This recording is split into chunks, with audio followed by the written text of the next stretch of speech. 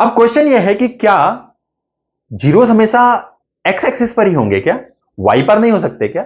या अगर 3D है, 3D स्ट्रक्चर है, तो क्या क्या 3D स्ट्रक्चर है अगर, तो क्या जीरोस जेड एक्सिस पर नहीं हो सकते क्या?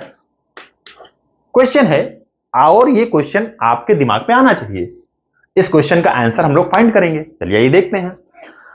हमने आपको स्टार्टिंग में ही बताया था कि जब कभी ऐसा एक्सप्रेशन गिवन हो कि ए एक्स प्लस बी के फॉर्म में हो, जिस केस में इनपुट एक्स है, तो हमारे लिए जीरोस जब हम फाइंड करेंगे तो वो एक्स के क्रॉस फाइंड करेंगे, एक्स के क्रॉस फाइंड करेंगे, यानी एक्स की वो वैल्यू जिस पर वाई यानी आउटपुट जीरो हो जा रहा है। ठीक है ना भाई, क्या होता है ये जीरो होने का मतलब क्या है? ये जीरो होने का मतलब क्या है?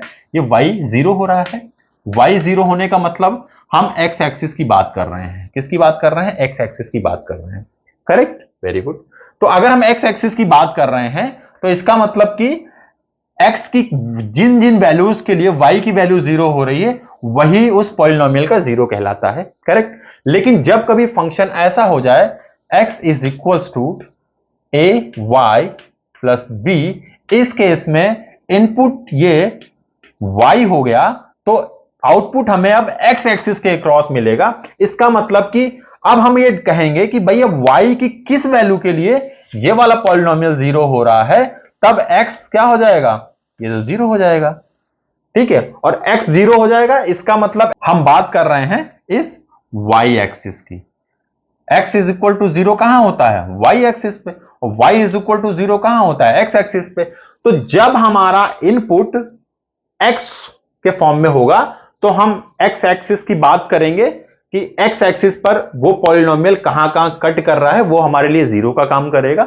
जब हमारे लिए इनपुट फंक्शन का इनपुट क्या होगा? y होगा, तो हम बात करेंगे कि y एक्सिस के अक्रॉस ग्राफ जिस जिस पॉइंट पे कट करेगा वो हमारे लिए जीरोस होंगे। फॉर एग्जांपल, अगर हमारा कोई ग्राफ ऐसा है, कोई फंक्शन ऐसा है कि x is equal to y है, ठीक है ना, तो यहां पे हमें दिख रहा है कि जो इनपुट है वो इस वक्त y एक्सिस है, ठीक है ना, तो और आउटपुट हमारा x एक्सिस के क्रॉस मिल रहा है, ये x है ये y है।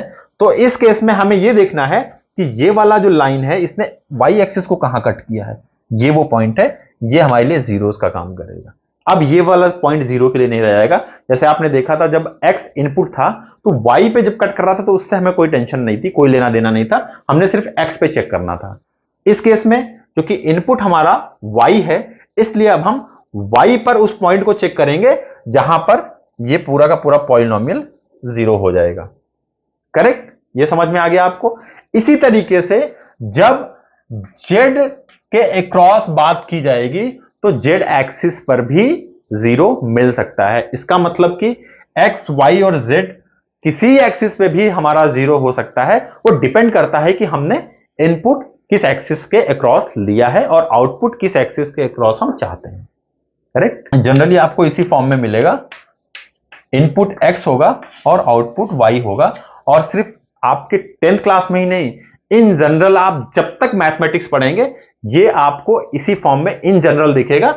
देखिए मैथ में क्या है ना कि वो आपकी कॉन्सेप्चुअल क्लियरिटी को चेक करते हैं, ना कि आपसे कोई सिस्टम डिजाइन करा रहे हैं, इसलिए वो हमेशा इन जनरल यही वाला केस लेके चलते हैं। मैंने आपको बस यहां पे बता दिया कि ऐसा नहीं है कि केवल हम एक्स एक्सिस के अक्रॉस ही हमें जीरो मिल सकता है, वाई या जेड एक्सिस के अक्रॉस भी जीरो मिल सकता है। तो आई होप कि आपको ये कॉन्सेप्ट समझ में आ गया होगा। नेक्स्ट सेशन से हम लोग प्रॉब्लम्स के साथ साथ इन कॉन्सेप्ट को कैसे अप्लाई करते हैं ये भी डिस्कस करेंगे। आई होप कि ये कॉन्सेप्ट और ये सेशन आपके लिए फ्रूटफुल होगा। मिलते हैं नेक्स्ट वीडियो में, टिल देन जय हिंद।